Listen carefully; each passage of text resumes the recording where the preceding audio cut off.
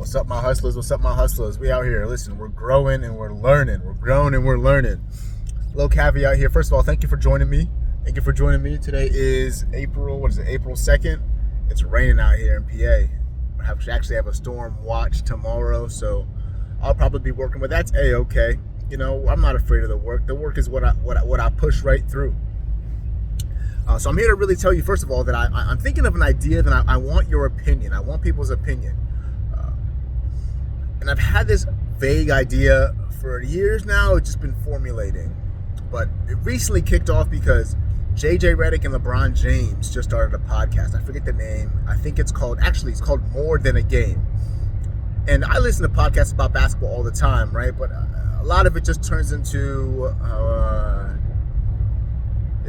like publicity, popularity, tabloid stuff. That's the word I'm looking for. Tabloids, right? Oh, this person got a tech in this game. This is the latest game going on. It's just like more like basketball latest news, latest updates, which is fine, right? Which is fine. But this More Than a Game podcast, and I guess I'm kicking it. If they want to work with me, that'd be great. But this More Than a Game podcast is more like what's going through your mind when you're prepping for Eastern Conference game. Let's talk X's and O's and how you would play a triangle offense.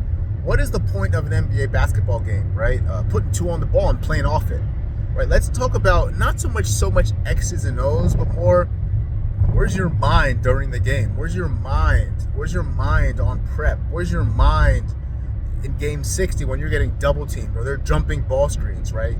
They really focus on terminology, and I would love to pull something in like that in my community.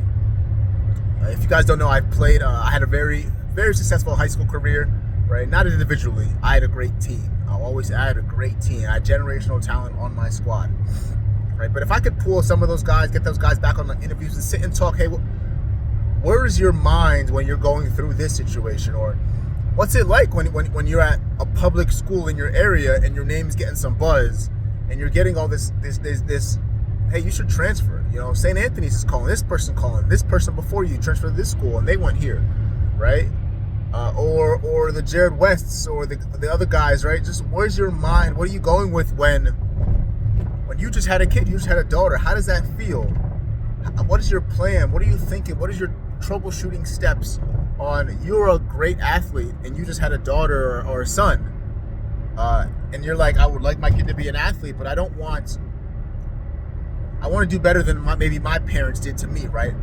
I know some people who are great basketball players, whatever, athletes, but they resent their parent because of the push, right? Because of I don't know what it was, but just leaning on that, right? To help other people in these nuanced questions.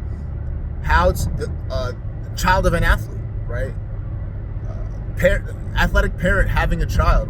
What are we gonna do to try to build on our previous experiences, right? I would like to create something like that. Interview people locally around me who I really respect and just try to get just more insight on things that my life is going to, right, God willing, inevitably come into the near future.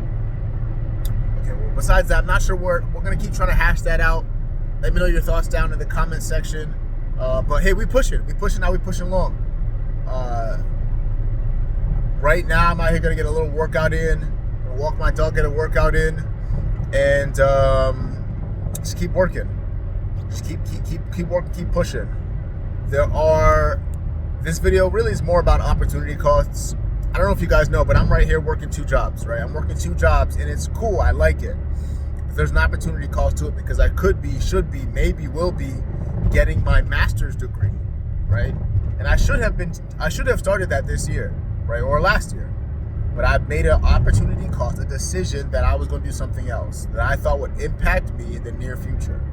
So really, this video is about opportunity cost and the importance of don't do nothing, do something, right? But write down the pros, the cons, and the timeline.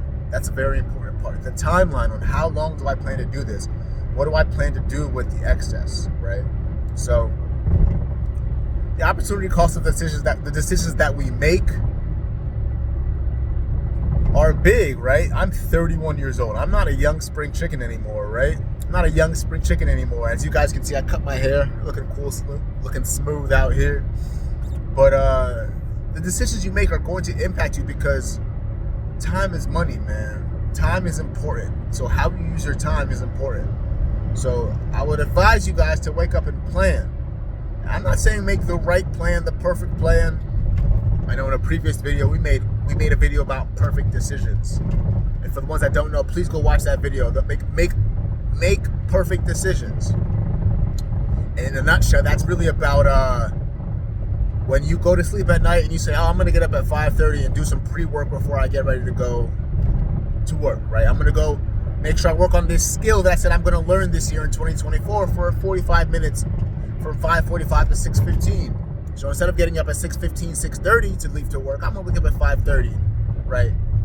And get some, consistent 30 minutes, 45 minutes, maybe 3-4 times a week, right? That's a perfect decision before you fall asleep. But the perfect decision is when that alarm goes off at 5:15, 5:20, 5:30, you don't snooze and go back to bed, right? You don't snooze and pick up your phone, sit up and start scrolling, right?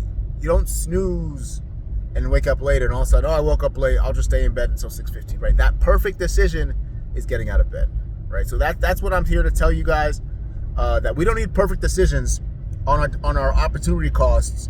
We just have to write down the pros and the cons. And fellas, ladies, everybody, I'm here to tell you that your success and your goals is on the other side of hard.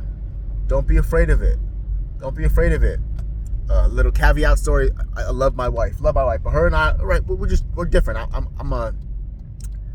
She's a hustler in different ways, but I'm also a hustler in different ways. So this morning we're having tough, right? Getting back from Easter break, Easter holiday, right? And the hustle starts right away. It's raining outside. You're not feeling it. And she wakes up. She looks at me. She says, "Baby, I'm tired." We can fight tired. Right? Tired isn't an excuse. Tired is not an excuse. In my book, tired is not an excuse for success or greatness. That it's part of it. To be successful, you will be tired. So if you believe that you're going to stroll through this life with full energy, right? And we'll take it back to I'm waking up at 5:30 to do a little prelim work, right? I don't know if you knew this, but at 5:30 you're going to be tired. That's part of it. That's like saying I want to run a marathon, but I don't want to be tired. You have to go be tired many times to not be tired to finish it, right? So that's what I'm saying, man. Don't let tired stop you from your goals. Go get it, ladies and gentlemen. I believe in you. You believe in me. Let's check in. Let me know about that little podcast, that get together. I really like that idea, and I think it'll incorporate my love. If y'all don't know, my love for basketball, my love for the chess game, my love for that. So we'll love some feedback on that. Thank you, fellas. Thank you, ladies. Thank you, everybody. Let's get it.